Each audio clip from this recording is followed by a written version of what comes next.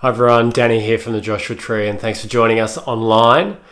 2022, how you feeling? Well, for many of us, we're not in a place of flourishing, but rather one that's more characterized by languishing, isn't it? The last couple of years have certainly taken their toll in a variety of ways and means, and whilst our hopes and aspirations for a fresh start might have been real and strong, there's much around us that is suppressing any ability for us to feel like life can progress in a way that we would best thrive, that we would be able to say that we're truly flourishing. And so in light of the current situation, we thought, what's better than listening slowly to the words of Jesus? Jesus, who was the most influential person who's ever walked the face of this earth, spoke many long messages, many speeches, or what we might call a sermon. And this year we're working our way through Matthew's Gospel, looking particularly at Jesus' most famous sermon, what's known as the Sermon on the Mount. Matthew chapter 5 through to chapter 7 gives us an account of this long speech that Jesus gives to a large crowd and to his close disciples, giving a picture of life. And the audience for Jesus' time were people who, similar to us, were somewhat languishing. Matthew's Gospel is particularly focused on the Jewish people who were well in tune with the promises of God contained in the Old Testament, who knew the words of the former prophets like Isaiah in Isaiah 61, who gave a message of hope. They were people who were waiting for the good news of God's rescue plan to be realized. This plan that sort of alluded to God's people being free from the binds of this world, being released and being comforted, being provided for, and experiencing a life in all that God presented. There was a real hope among God's people that their name would be rebuilt, that their fortunes would be restored, and that as a people they would be renewed. But there'd been centuries of silence. It had been centuries since there'd been one of these prophets who declared that God was going to do something profound. And now my sense at the beginning of 2022 is that many of us are desiring hope. We want things to be better. We want to come out the other side of this season. We don't want to remain languishing, but we want to flourish in our health, in our body, in our relationships, in our career, in our families, in our friends. And so perhaps Jesus and his words might just be the difference that allows us to move from our current situation into a greater realization of what life could be. There's so much of our external conditions that we have no ability to control. But how we respond to each moment is something that we are all accountable for. And so listen with me as we hear the words of Jesus and consider how you will respond to what Jesus says. We pick up at the beginning of this account in Matthew chapter 5, verse 1. And when Jesus saw the crowds, he went up on a mountainside and sat down. His disciples came to him and began to teach them.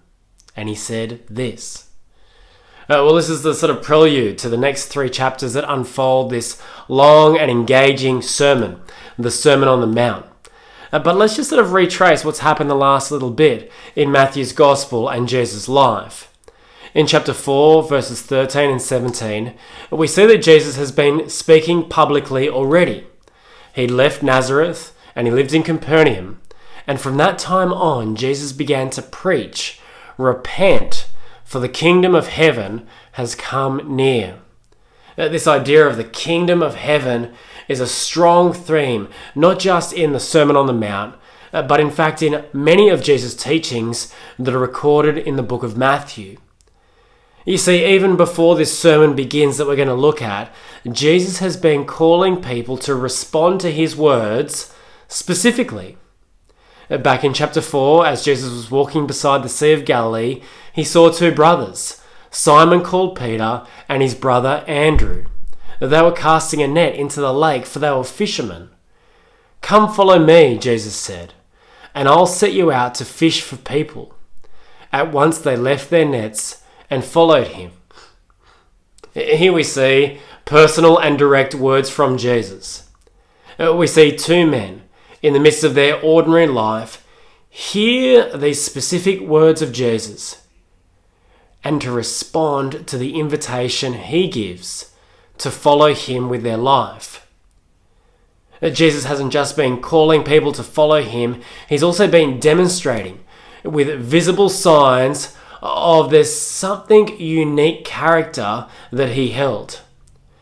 In verse 23 of chapter 4, we see that Jesus went throughout Galilee, teaching in the synagogues, proclaiming the good news of the kingdom, and healing every disease and sickness among the people. And we read that news about him spread all over Syria, and people brought to him all who were ill with various diseases, those suffering severe pain, demon-possessed, those having seizures, and the paralyzed. And we read that he healed them. You see, this is the reason why there's a crowd at the beginning of chapter 5. Jesus has been demonstrating a power that is out of this world. And so the end of chapter 4 says that large crowds from Galilee, the Decapolis, Jerusalem, Judea, and the region across the Jordan followed him. And so chapter 5 gives us this picture of this small group of disciples whom Jesus has approached directly, and then a large crowd who have seen or heard of these visible signs of power that Jesus has demonstrated, and they are intrigued. But with Jesus, it's never just a come and look and see. Come and be an observer. No. Jesus always invites people to listen and respond. To not be a consumer, but to participate in what he is doing. And so as he gathers this crowd down and as he begins to speak, we could ponder what he might end up speaking about. Is it that having now recruited the team, he's going to lay out the strategy for growth and success? Is he now going to have the opportunity to allocate roles within this new movement? You see, often in our world, when something starts to get some traction, to actually bring about growth, there needs to be clear guidelines about how things are going to be reproduced. And I was quite intrigued to see the movie about Ray Kroc the other year. And I guess this is sort of talking about the story of how McDonald's expanded. Now, the initial brothers who set up the initial McDonald's worked diligently to define a system that was efficient at producing a great result. And so for McDonald's to expand, I know that when I worked there were very particular manuals about this is the procedure for everything. It wasn't about creativity or just sort of winging it. There was a procedure to follow for everything to get the desired result. And so perhaps the disciples and the crowd are thinking that, okay, Jesus is going to lay out a very specific game plan for how we're going to be involved in what he's doing or what he's going to do to continue to grow his influence. Now, we're not really sure what the disciples are thinking at this point, but Jesus is going to teach them. And he's going to teach them ideas that are not just profound from a worldly perspective, but we see in the words of Jesus that he's going to teach them something that claims to be divine, from God himself. And so this symbolism in Jesus ascending to the mount would have also carried weight. God's people in the past had heard God speak as the leaders of God's people ascended to the mountains and heard the word from God and then conveyed it to the people. And so it's not just a pragmatic thing that Jesus ascends. There's some symbolism here. And what he begins the sermon with is something that we're going to spend the next 8 or 9 weeks on, what's been known as the Beatitudes. It's just sort of a Latin transliteration of blessedness, because we see in each of these verses from verse 3 onwards that they begin with this idea of being blessed. And now what's important here in the Beatitudes is that Jesus isn't unpacking timeless truths about the way the world is. He's not just observing on what are the key aspects to succeed in this world. You see, if he did that, then he would clearly have shown himself to be wrong. Rather than being comforted, mourners often go uncomforted in this world. Certainly, in any kind of financial or political realm, it's not the meek who inherit the earth. And often those who long for justice realize that this longing isn't realized, even at the point of the end of their life. But what we see in the Beatitudes and what flows through the rest of the sermon is sort of somewhat of an upside down paradigm to all the structures and expectations we might normally have with life. About power, about relationships, about success and integrity. But although it sort of seems quite contradictory by our expectations and standards, Jesus is going to affirm that the things that he upholds as virtues of a flourishing life are actually the right way up for living in his kingdom that he's establishing.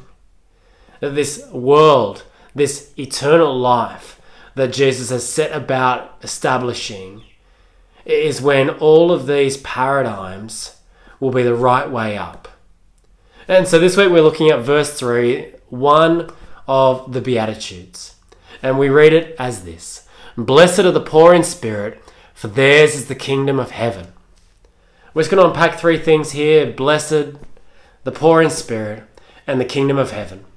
Firstly, this idea of blessed is something that carries its way through, all the way through to verse 12. It's the characteristic of the Beatitudes. And so Jonathan Pennington, in his book, The Sermon on the Mount and Human Flourishing, gives a helpful description about how there are actually two different words that make up this translated word blessed. And these are particularly seen in the Old Testament. One is a call from God, a call of his blessing, either from himself directly or through the priest, upon an individual.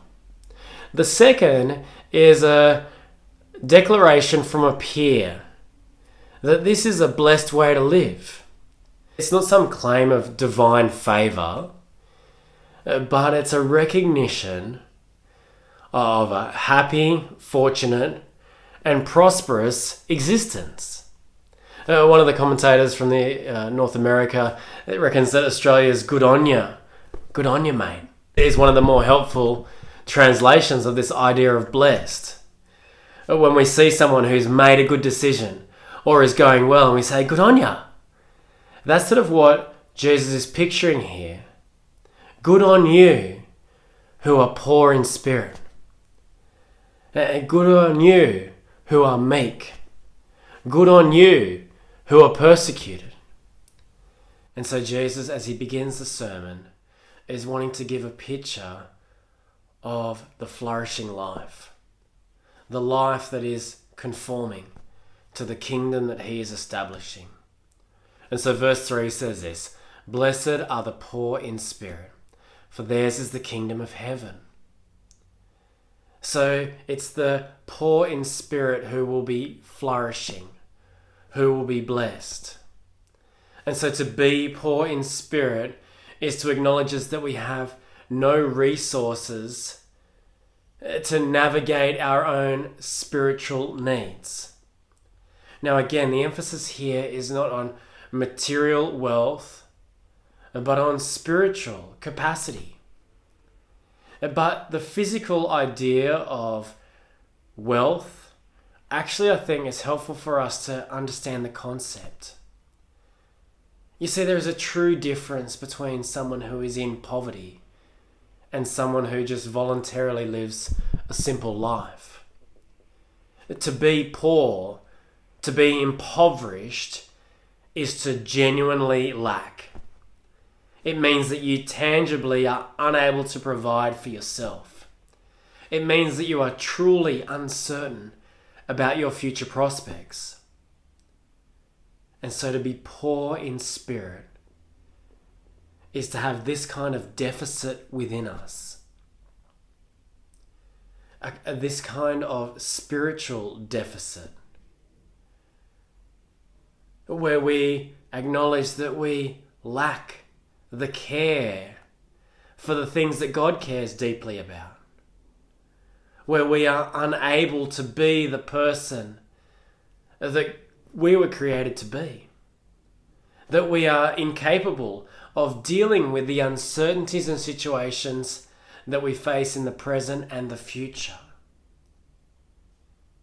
To be poor in spirit is to be genuinely in need.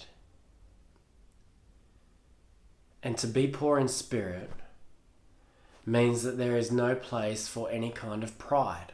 To acknowledge our utter spiritual poverty before God. And it's the fundamental characteristic of a blessed life. It's the entry point to flourishing. This is the very thing that will characterize a citizen of the kingdom of heaven, that they are poor in spirit.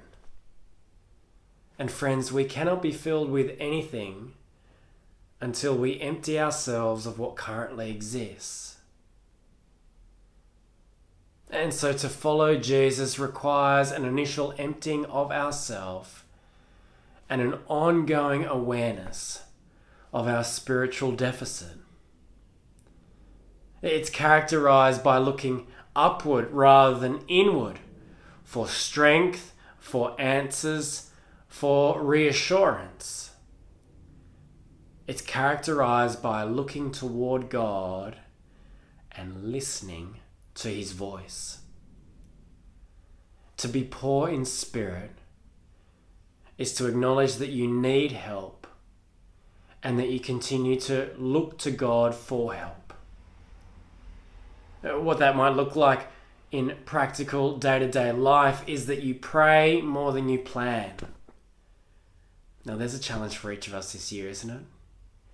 To spend more time in prayer than we do planning or fussing or stressing or forecasting or modeling the situations before us. Thankfully, we have a great model.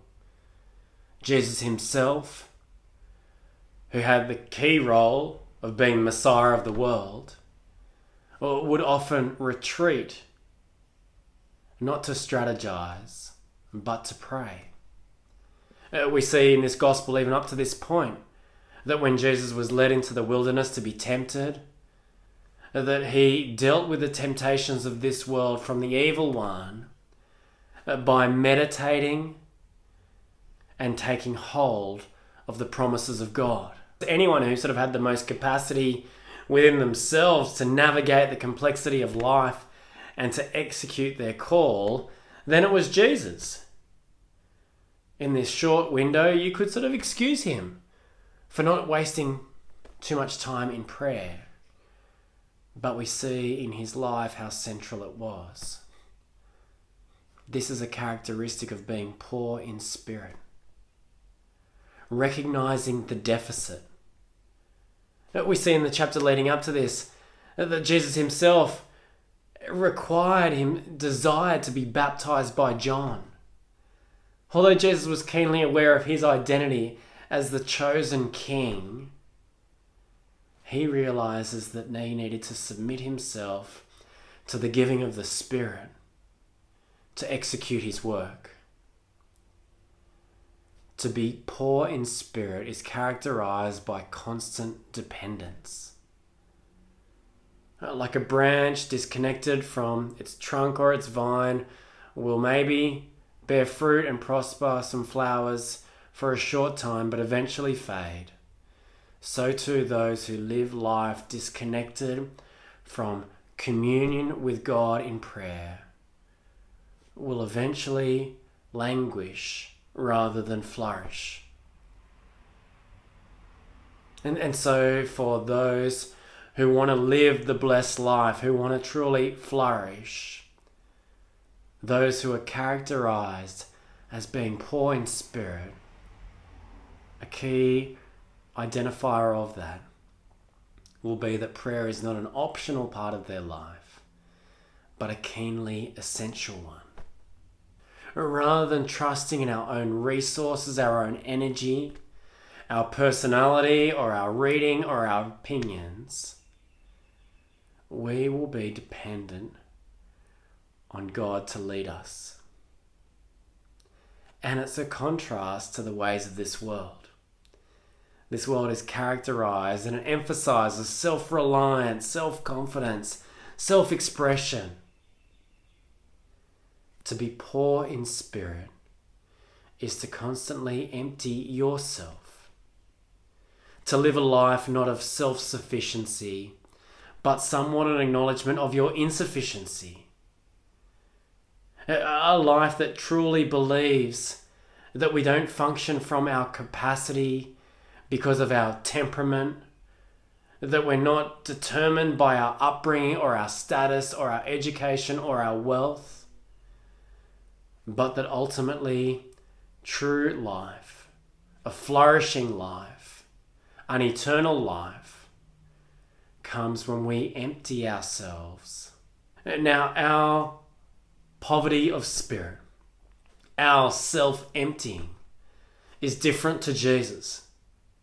You see, unlike us, he actually had the resources to live the flourishing life within his own capacity. He was the all-wise, all-powerful one. And by his very nature, he is the everlasting one.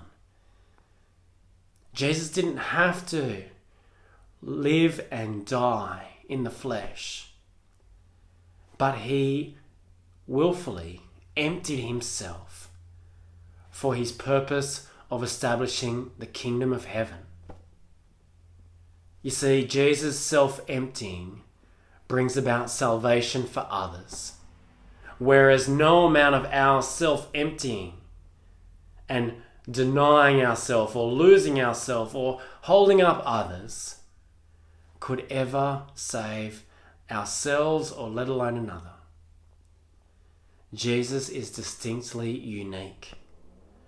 And so for him to extol what a flourishing life is, it gives us a picture of the life that he embodied. We read about it later in the New Testament when Paul was writing to the church in Philippi. Speaking of Jesus, he says, Jesus, who being in very nature God, didn't consider equality with God something to be used to his own advantage. Rather, he made himself nothing. By taking the very nature of a servant, being made in human likeness, and being found in appearance as a man, he humbled himself by becoming obedient to death, even death on a cross. Friends, we empty ourselves when we acknowledge our need for Jesus, when we acknowledge that he is different to us, that he is equal to God, that he came in human form and lived the life that was expected of us, that he died the death that we deserved and he didn't, and that he has risen to offer us hope of true change, to offer us the hope of eternal flourishing. You see, it's Jesus himself who makes it possible for those who are poor in spirit to truly flourish. People who in this life might have inadequate possessions or very limited means can still be people who are thriving eternally. And now let's just be clear here that to be poor materially doesn't mean that you're necessarily a follower of Jesus. But it can put you in the vicinity of what it means to discover Jesus' words here of emptying yourself of these things that we trust in and holding on to what he is offering. And what he is offering is the third aspect, the kingdom of heaven. It's this picture that's going to be repeated and unpacked throughout his sermon. This eternal reality. In contrast to our earthly toys, it is the life that God is establishing that will last. A life when everything will be as it ought to be, where there'll be no more threats, there'll be no more failure, there'll be no more harm or disappointment, but everything will be realized. And so it's this life, this kingdom, this realm that Jesus is going to establish, that he is upholding as a picture of what is possible for those who follow him. And it will be the life that he lives to actually bring about its existence. And so friends, for us in the midst of 2022, with all this weight of weariness about what we've been through, uncertainties again about the future, frustrations about the present, we hear these words of Jesus, that this world is not right. That God had actually been setting about a plan well before COVID, that he would restore things to the way that they were designed to be. And that it's through listening and responding to Jesus, by following him, that we can get in sync with what it means to truly flourish. The obstacles to hearing and following Jesus lie within us. So as we hear this call, that to be blessed, to truly flourish, it requires us to be poor in spirit. How do you view this idea of being poor in spirit? When you're being invited to acknowledge that you've got a spiritual deficit, maybe that makes you quite angry. Maybe you've never owed anyone anything, that you've never had a leg up, you never have your hand out, that you are a self-sufficient individual. Jesus says to be poor in spirit is the gateway to life. It's the gateway to flourishing. It's a characteristic of those who are citizens of the kingdom of heaven. But what's a particular area in your life where you struggle to hand something over? Where it's difficult for you to empty yourself? Well, maybe that's the very first place to experiment with what it might look like to hear Jesus, to actually listen to him and do something that he's asking. And maybe that would be the start of moving from languishing and carrying the weight of the world on your own shoulders to this life of flourishing and being confident of the kingdom of heaven. It might seem opposite to all of your instincts and all of the voices around you, but such is the upside down nature of the kingdom that Jesus establishes. When we look at it from an earthly perspective, it just doesn't seem to make sense. But Jesus' claim is that the kingdom of heaven is the place when all that he affirms will be the right way up and will be just as he promised. Blessed are the poor in spirit, for theirs is the kingdom of heaven. We're going to finish each week with the words of Jesus from the end of the Sermon on the Mount, where he has 3 different little analogies. The first one is this: enter through the narrow gate, for wide is the gate and broad is the road that leads to destruction, and many enter through it.